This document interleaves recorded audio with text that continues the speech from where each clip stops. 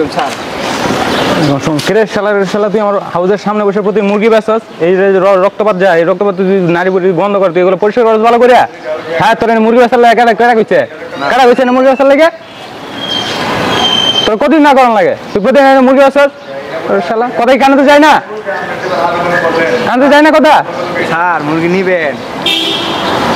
মুরগি নিব না নিব এটা কথা না, তুই এনে মুরগি বেচবি না, মুরগি বেচবি দূরে যা। তুই হাউসের সামনে বসে মুরগি বেচছিস, ময়লা টলা পালাস, এই ময়লা টলা সব দুর্গন্ধ হয়ে যায়।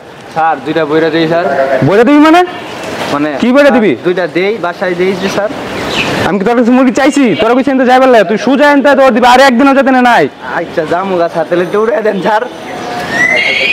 উড়াই দিমু? হ্যাঁ স্যার।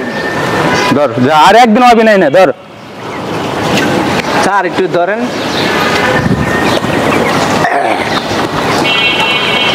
এই মুরগি আবার ডাব আছে না, যা সুজা যা। এই মুরগি, এই মুরগি, কি রে তোর তো সাহস কম না? মুরগি এই শালা শালা যাবি না?